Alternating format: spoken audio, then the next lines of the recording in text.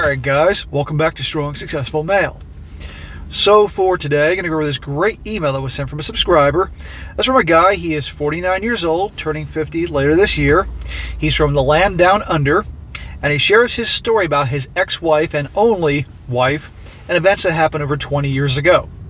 You're going to see, guys, how this dude here makes the same mistakes as so many guys before him have done, where he rushed into a relationship with the wrong girl, was drawn to her because of her looks and body and all the bedroom action, how she was able to put on the whole show and love bomb him to get him to obviously get close to her, and how she was a complete and total gold digger for reasons you're about to obviously see.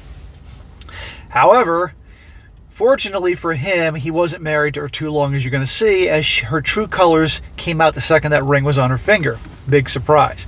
And the hell she was putting him through, and also things that happened with his best friend and her.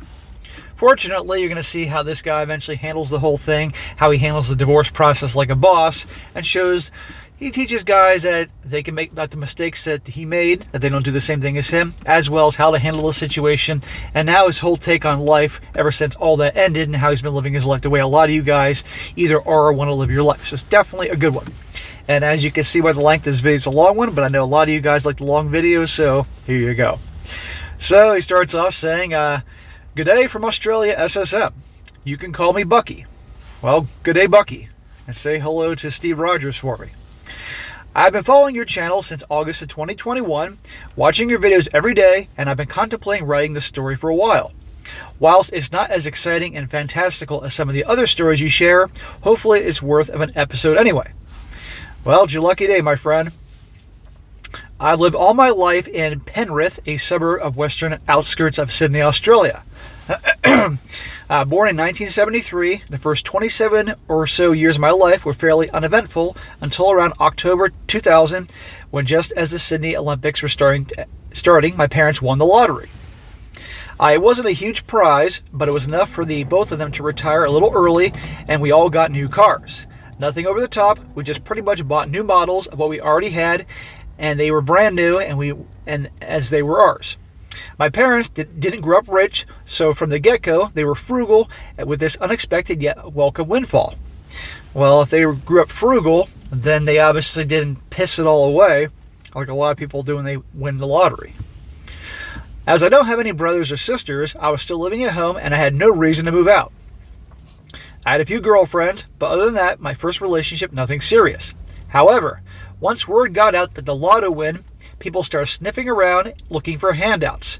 Both relatives, friends, and distant relatives we didn't even know that we had or hadn't heard from in years. People are disgusting." Yeah, that's perfect example of human nature. So for you guys out there that are really working hard on your grind to really improve, start a business, move up in your company to the point you're making a lot of money and have a lot of resources, do not let people know the kind of money you have, because there are going to be someone out there that's going to try to come to you for a loan or try to guilt trip you or take advantage of you.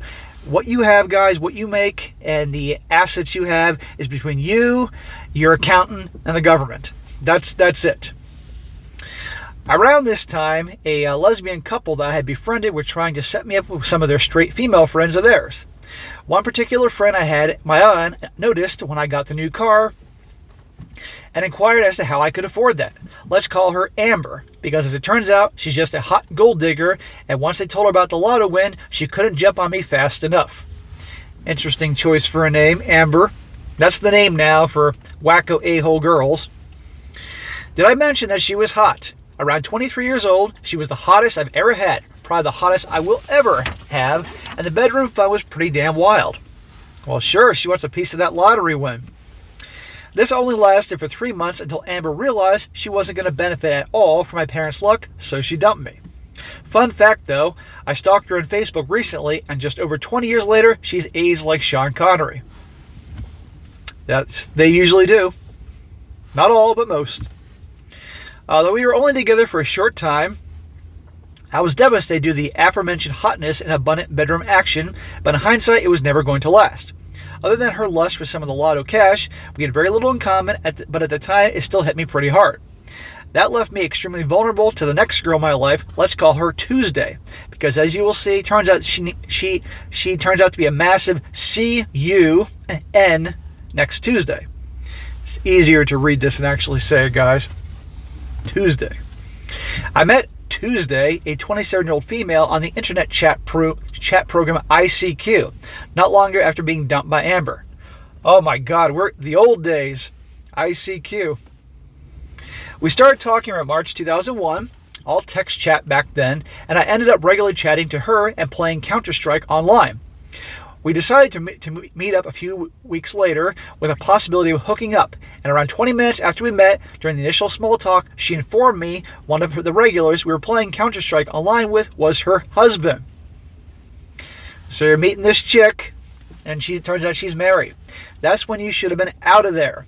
Unfortunately, he was young and horny and didn't know any better, and, well, karma's going to come back to bite him in the ass. I was ready to walk away. There's an idea. When she informed me that she and her husband were in an open relationship and we could still hook up if I was interested, so we did so in the backseat of my new car. Insert the smack here, huh? Yeah, smack. How do you know that they're actually in an open relationship? How do you know she's not making that up just to get you? But you're like, okay. Well, she said open relationship. And then he shows up at your house with a freaking shotgun and, well, there you go. We kept hooking up over the course of a month or so on most weekends, and once she learned of the lotto win, her hypergamy kicked in, and she left her husband, moving into a small townhouse not far from me, so we can continue seeing each other. Bye-bye, husband. I found another guy that can support me. Imagine if you had my channel, if I was doing this 20 years ago. Maybe you would have heard this and not done what would have followed through with this. But hopefully this story will help somebody else from not making the same mistake that you do. Let's see here. As she wasn't working, she was living off money from her parents and handouts from the government. Wherever she could coerce money from, she would. Oh, she's a real catch. I was seeing her 2 to 3 nights a week, and while she wasn't as hot as Amber, she really, really looked after me in the bedroom, so on a massive rebound, life appeared pretty good. That's the only card she has to play. Her looks in the bedroom action. To rope you in, an unsuspecting young guy. And of course, duh, she's with you because the lottery win. Ditched her husband. What do you think she's going to do to you when she has a better option? Right? Wants a cheater, always a cheater. But he was young and didn't know. Around 3 months after she moved into the townhouse, she started laying on the sob story about how she couldn't afford to keep paying the rent, utilities, and had mounting credit card debt. Shocker. The continued tears got to me, so by August, I had moved in with her, and yeah, I know, another smack. Yeah, smack. This guy knows. Now, I know this was you of decades ago, but good Lord. He fell for the waterworks. I have an idea. Why can't she get a fucking job? But nope, she's going to use her looks and manipulate guys to get what she wants. But remember, guys, these looks, if that's the only card she has to play, it's a depreciating asset. She's going to get old. Okay? Meanwhile, a guy is an appreciating asset because his earning potential grows with time. Meanwhile, if looks is the only thing she has and has a rotten personality, she's depreciating. It's a bad business deal to get involved long term with someone like this. It's like the old Jamie Dimon thing. You all know what I'm talking about there. When the woman wrote in about finding a high-earning guy, and supposedly Jamie Dimon, CEO of JP Morgan, wrote back and pretty much said, you're a depreciating asset. It's a bad business deal. That's what I'm referring to. As she was still not working, she was able to sit around the house all day and only to look after me when I was home, as I was working full-time, so I thought I hit the jackpot. I didn't have to do anything around the house as she handled all that.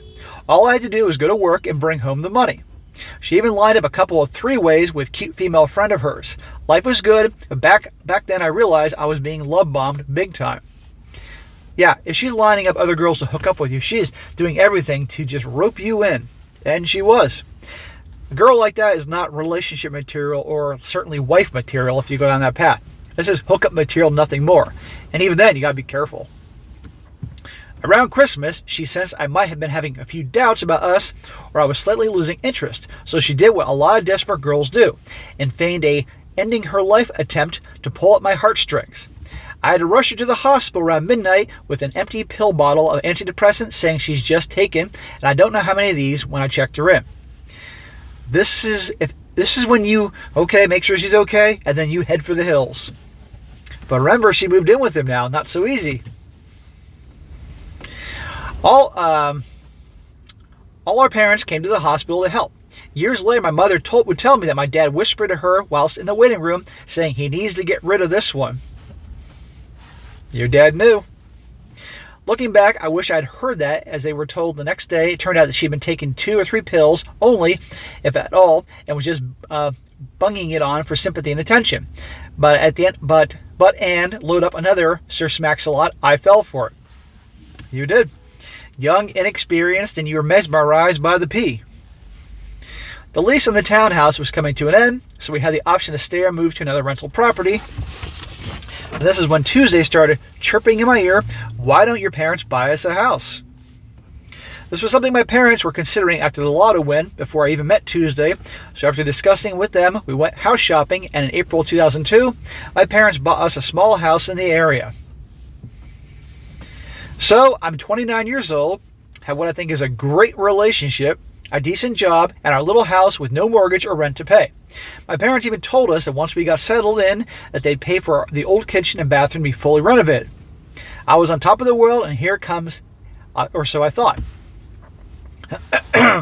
That's when the next phase of Tuesday's plan kicked in. And after the divorce from her first husband was finalized, the pleasant, accommodating homemaker that waited on me hand and foot started badging me to get married and start a family. Yep, there you go. This is all a big plan, the gold digger plan. And guess what? Guess what happens? As I was happy with what we currently had, I was apprehensive about making the future changes. That was your gut telling you there's a problem. I told her not yet, and that she needed to get a job. She had told me that she didn't have a driver's license, so not only did I have to run her around everywhere, but she also used that as an excuse not to look for a job because the public transportation in our area was poor and she couldn't travel to where the jobs are. Then get a new license. End of story. Get the paperwork that's necessary and get a new fucking license. Okay? And get a job. You're going to contribute. My parents offered to buy us a cheap second-hand car for her to drive if she could get her license back, but she changed the topic whenever it came up. Out of the whole time we were together, she only worked for around 3 weeks before she got herself fired. This is all on purpose, of course. She claimed that in her first marriage, she and her husband had run a couple small internet service providers and that she knew all there was to know about building websites. So with a little financial backing from a previous colleague, she attempted to start a website business from home. She already had her own personal website, which is all about dudes that off people. I gotta watch what I say here on YouTube. Then I'd tell you everything about her and other crazy subjects, and had dozens of books on the topic, including offing one scenes, forensics, and detailed text about autopsies, all full of gory pictures. Dude, you're not married to her yet. Get out of there. This chick is crazy. Aside from trying to sell sites to local businesses, she also wanted to start an amateur PORN site, which would run on reader contributions. I quit my job to help out, but it never went anywhere, and we didn't sell a single website.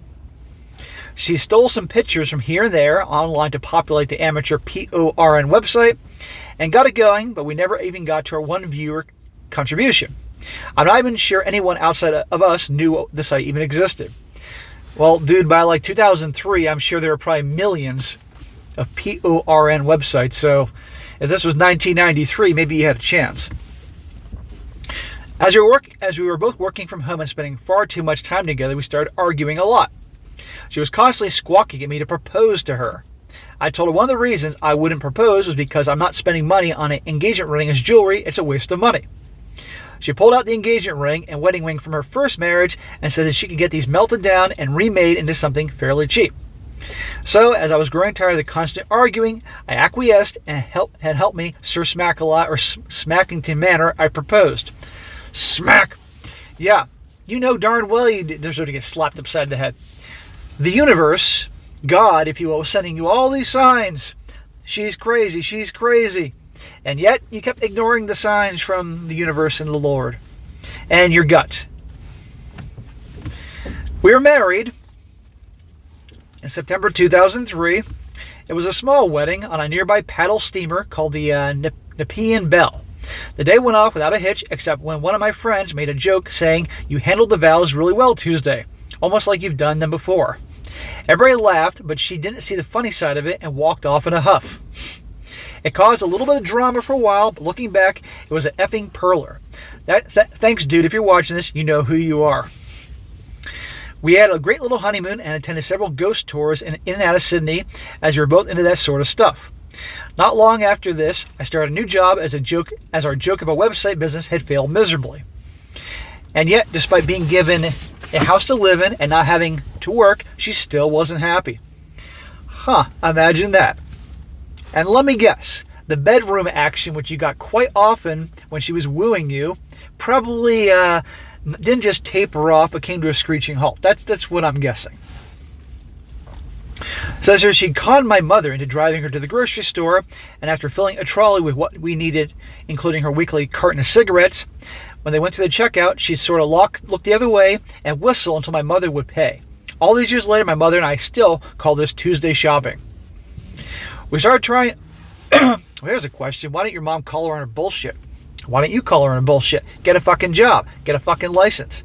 Because you were young and she was hot and all that. We started trying to have kids because that's what you're supposed to do, right? But other than one close call, it didn't happen.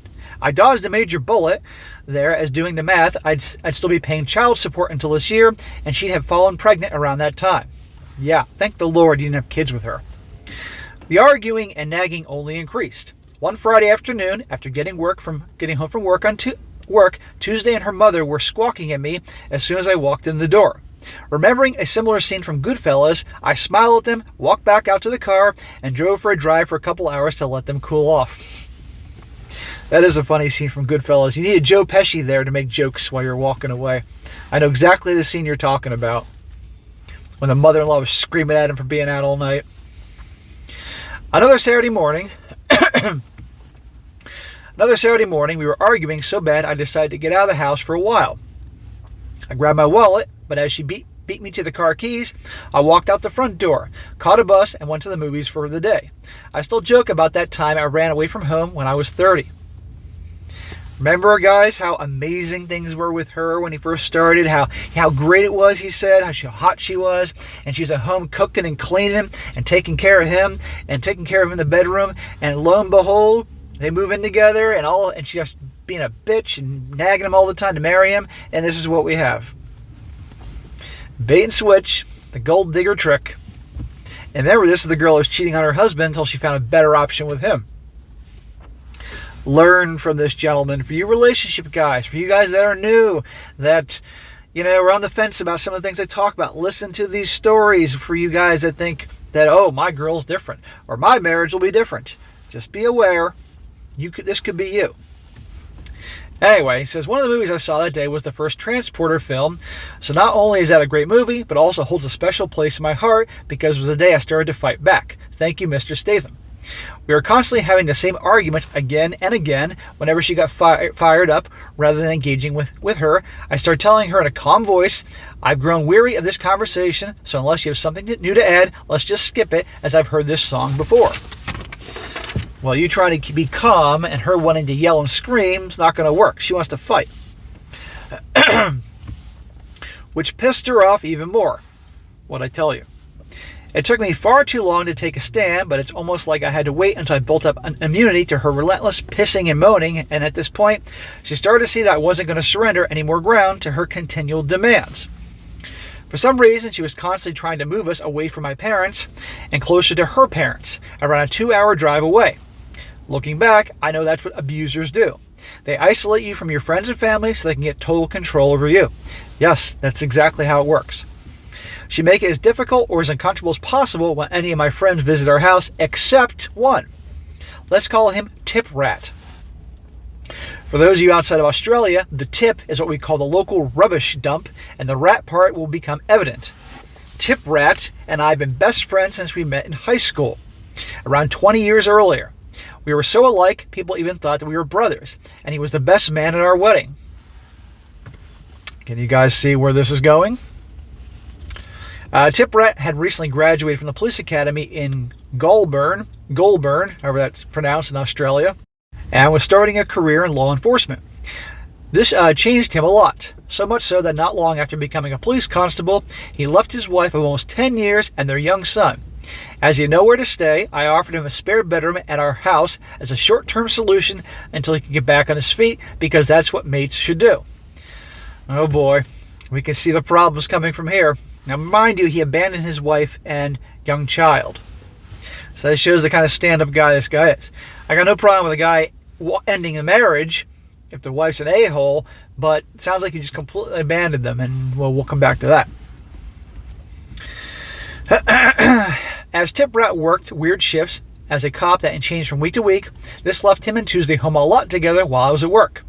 I remember saying to him one day after an argument with Tuesday, "I swear to God, dude, you and I will both be bachelors in this house if she keeps up with this bullshit."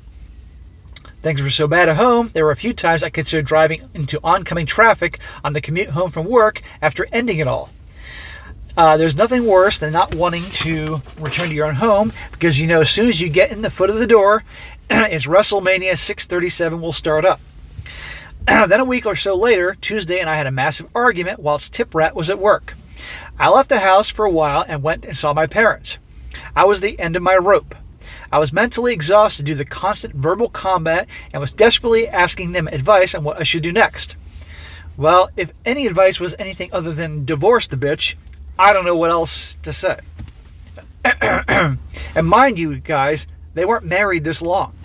They're married less than a year at this point. I was thinking of telling her to go stay with her parents for a while, so things that maybe could cool down and we could look into counseling. Mom and Dad were sick of her freeloading off them, and they told me whenever I decided to do, they would back me all the way. Mom and Dad should have said divorce her, not just dropping hints and hoping you'd figure it out. That night, Tuesday slept in on the lounge.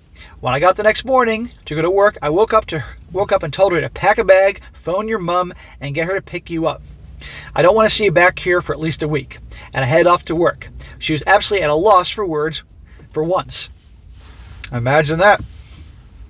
You know, lay down the law, no bullshit, and she knew you were serious. By the time I got home, Tuesday and both her parents and my parents were there, and she was moving all her stuff out of the house. I guess she saw I wasn't wearing any more of her horse shit and had given up. But here's the kicker. Tip Rat, the best friend from high school, was there as well, and not only was he helping her move her stuff out, but he was moving out with her. Yep, that's right.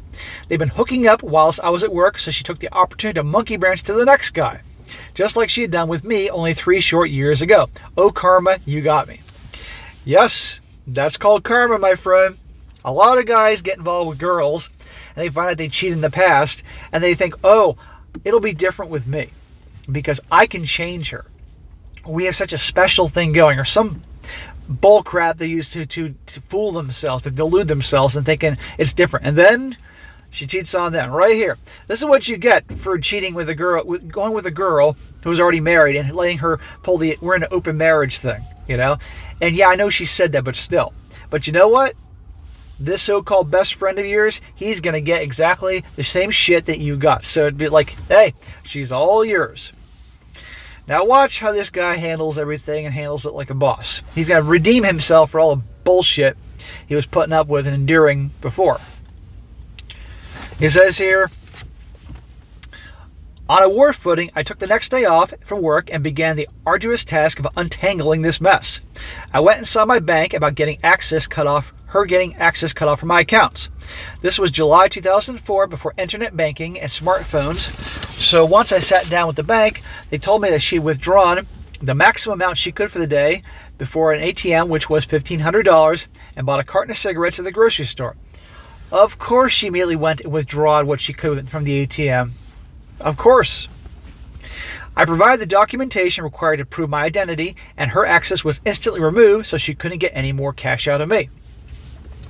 Next, I changed my home and mobile phone numbers, so the only way she could contact me was in writing through email. I didn't want to give her the ability to accuse me of threatening her because of Tip Rat was a police officer. It would have been all too easy to have my firearms taken off me and an accusation was made. He wrote that a little weird. Our mobile phones were on a couple's plan. I rang the phone company and had her phone cut off. She rang me at work and verbally abused me. Shocker. Other than a cheeky laugh, I said nothing and hung up. She then went on to a retail outlet for the service provider and had her handset taken off the plan and reestablished an account in her name so she could continue to use it. The next time my phone bill came, though, I incurred a $200 cancellation fee for her handset. $200 in 2004 is a lot of freaking money. I rang the phone company, pointed out to them that the account is in my name and my name only, and that she didn't have the authority to do so. They apologized, instantly credited the $200, cut her phone off again, and listed the phone as stolen, so if she ever took it to the store and tried to have it reconnected, once more they would call the police. We also don't have alimony here in Australia, so now she had no money and no phone. Tee-hee. No alimony? Back then or now? Okay. I'm very surprised at that. As soon as she realized the phone had been cut off for the second time, she rang me at work screaming and swearing at me to reconnect the phone and send her some money. It was at that point I informed her that I had her on speakerphone and that my supervisor was listening as a witness. She instantly calmed down and went from anger to, wait for it, tears. But after I informed her she wouldn't be getting a single cent from me, she hung up. From that point on, the reception desk was advised not to put her through, so she'd call again. That was the last time I ever spoke to her. And I'm sure still, you could hear her voice in the back of your head, still 20 years later. Again, all the bullshit you're dealing with. Remember all the signs from the universe that was sent to you about how much of a nut job she is, but you ignored them, as many guys do, and when they're young, and I get that. I wasn't worth much financially at this point. My net worth was a 4-year-old car, a couple pieces of furniture, a little bit of cash, and about 8 guitars. I never had a very high-paying job, and even now pretty much stumble through life falling ass backwards into luck. When Tuesday and Tip Rat left me taking all her furniture, I had to go back to my parents' house for a few nights as I didn't even have a bed to sleep on, until I bought a new one. As she could see, I wasn't going to give in to her demand, for money. She started phoning my parents, making legal threats against me, hoping they would pay her money just to go away. Of course she went to your parents and was making threats to hopefully get money out of them, because she learned with the whole grocery store tricks that she would do that they're easy to get money from, but not anymore. Mum and I made a list of her threats and went to see our solicitor, which we call lawyers down under, to find out where I stood. Fortunately for us, Tuesday's legal training was entirely based on watching John Grisham legal thriller movies, and none of her demands had a legal leg to stand on. My car, well, that was a gift from my parents before I even met her. My money, she only worked 3 weeks the whole time we were together, and therefore contributing nothing to the relationship financially. The house my parents bought for us, well, I don't own that. The title is in my parents' name. Yes, that's awesome. She can't touch that either. So she couldn't touch any of it. We left the solicitor's office smiling and so relieved that we didn't even bother getting back to Tuesday with this information, as we had been quite happy for her to hire a solicitor and come at me. That would have been fun. Yeah, she could hire a lawyer, hire a solicitor, and they got nothing to come after her, and then she'd have to pay them. But she'd probably just pay them by other means, if you catch my point. As I was now living in the house by myself, I was worried Mom and Dad might want to sell the place. My father said, "We don't want to move you back in with us." So they decided to keep the place, and I could live in it as long as I wanted to. And yep, I got that new kitchen and bathroom a few months later. So see how I fall ass backwards into luck. He says, "Remember earlier I mentioned that she didn't have a driver's license. She'd always told us it was lost when she had recently moved interstate, and the government departments in each state had lost all the records. Well, when she moved out, she dumped a folder full of documents into our bin, which we found, and my mother went through looking for information and any possible dirt on her. Now retired after the lottery win, my mom made it her full-time job to get me out of this shitstorm as painlessly as possible and protect the family fortune. After getting about halfway through the folder, lo and behold, there was Tuesday's driver's license, which was still current.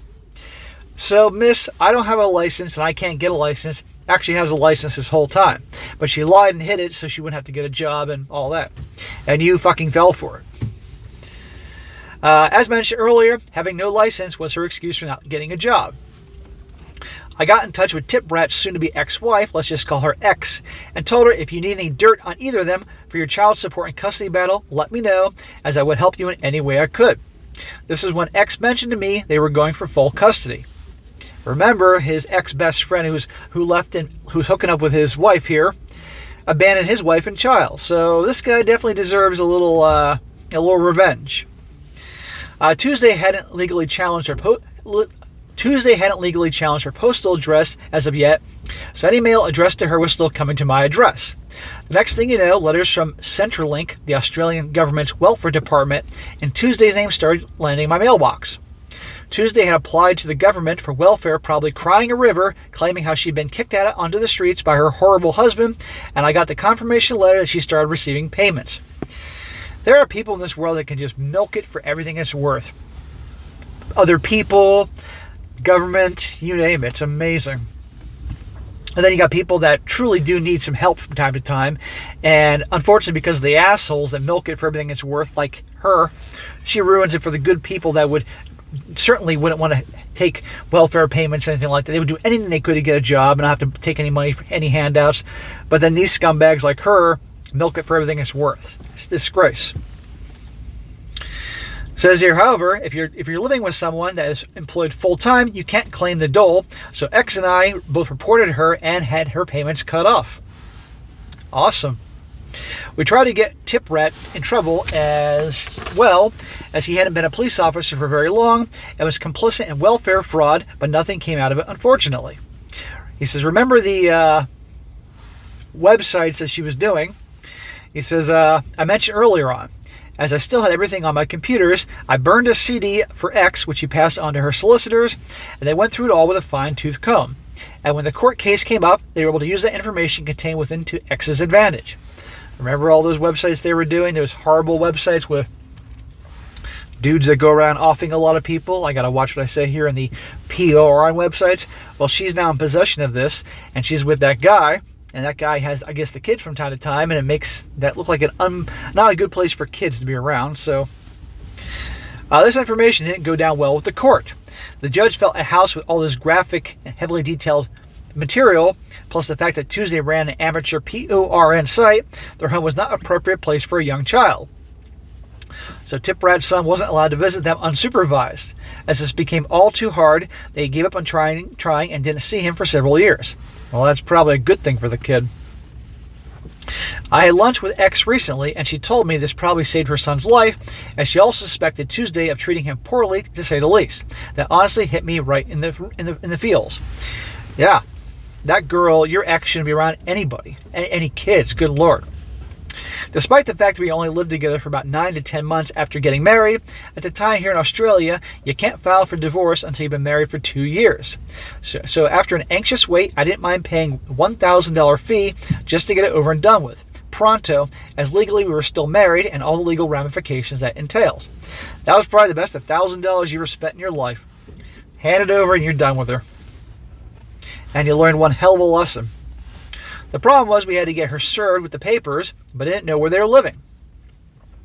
X was able to tip me off that Tuesday was working in a certain suburb for a certain style of business, so my mom did her best, started making phone calls, claiming to be a florist, looking to confirm that Tuesday was working there and what her hours were for delivery of lovely, fresh flowers. After a couple hours ringing around, they hit pay dirt, and within a couple of days, we had the paper served to her at her job just for the embarrassment factor alone. When you no longer have millionaire in-laws, you can get off your ass pretty quickly and find a job, huh? Yeah, isn't that amazing? She suddenly was employed. Miss, I can't get a job. The actual divorce process for myself was just a formality, as there were no large assets or no kids in question.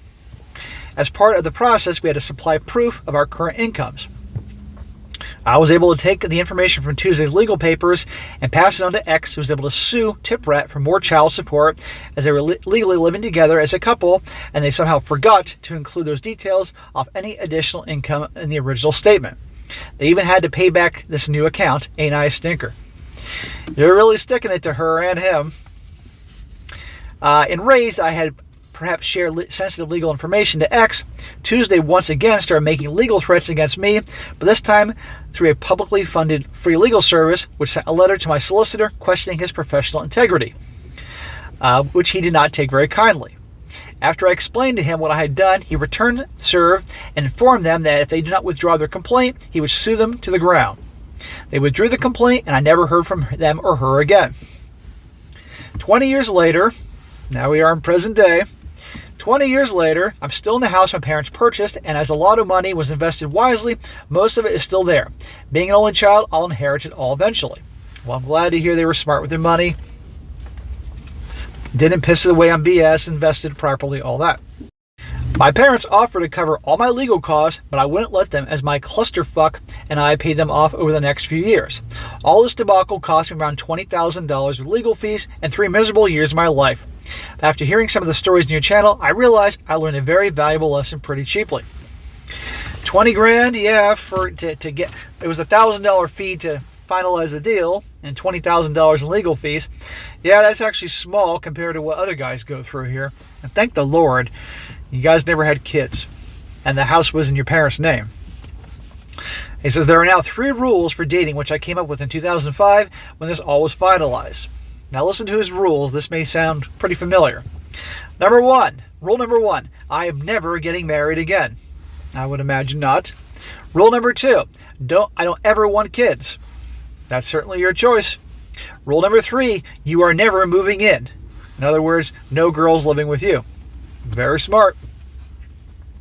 These rules have served me well. My next relationship lasted for 16 years with those 3 rules until we started drifting apart, and I ended it in June of 2021. The only thing I did wrong was not end the relationship a year or so sooner. As we didn't live together, all it took was one conversation, and hey, presto, a clean break. There you go. A lot of guys move in with girls for a lot of reasons, and some do it because they think it's a better deal financially. When the joke's on them, because a lot of times the gals, not all, well, the guy ended up paying more and all that, and then trying to, if there's a breakup, well, things get quite complicated. But if you're not living together, you got your place, she's got hers, you got a good thing going, and if things don't work, okay. Simple conversation. You know, you give her back some things that are in your apartment that she's left behind, because they always do that. And that's that. Also, after hearing some of the craziest stories in your channel, I've also added a 4th rule to my list. Rule number 4, don't ever ask me for money. Yep. There was a story you read a couple months ago that raised an excellent question. Take sex out of the equation. What positive thing does a woman add to my life? So I honestly don't know if I'll ever bother again. I've got my Jeep Wrangler, a camper trailer, my little Mazda MX-5, you call them a Miata, for days at the racetrack, my guitars, Xbox, guns. I don't answer to anyone. I can do whatever I want, whenever I want with my free time. I also got the snip in 2021, so I can't be a baby trap in the future. Get it done, fellas. It's the best investment you'll ever make. Keep up the great work, Sir Smack-A-Lot, and to all your younger viewers, I'm 49 years old. Listen to the stories us older blokes that have been through it all, this horseshit tell you, and take heed to the lessons contained within. Please. Peace out. Cheers, Bucky. Well, Bucky, that was a great story and a long story, but I really enjoyed it. And you learned a hell of a lot. You made a lot of dumbass mistakes when you were younger, but you know what? You were younger. And I made plenty of dumbass mistakes when I was young and learned the hard way. This is one of the reasons I do what I do. And I go through these stories and I add in my own experience and things I've learned along the way to hopefully help young guys not make the dumbass mistakes that I made, you made, and lots of other guys made. It's one thing if you don't know any better, but if you actually hear stories like this and you have older guys who have been through it and back, tell you not to do these things, and you then go do it anyway, you got no one to blame but yourself. You know, first time shame on them, second time shame on you. That's a bad analogy. Forget what I just said there. It's a good saying, but doesn't connect to my point. This is why I do these stories. They're great things to learn from, and they're entertaining as hell. So bro, I'm very glad that your marriage to that wacko it was only a very brief amount of time. Imagine if you're married to her for a decade or more. And some guys are married in that predicament to someone a decade or more. Or if you had kids with her, you'd be still dealing with her to your dying day. So I'm glad you're doing well. I'm glad you're enjoying your life. Great. Thank you for sending it in. All right, guys, that's it for today. Be sure to comment down below what you think about this. And guys, give this guy a shout out in the comment section for sending this long story. I think he definitely would like to hear it. And be sure to like the video, share with your friends, and subscribe. I'll catch you next time.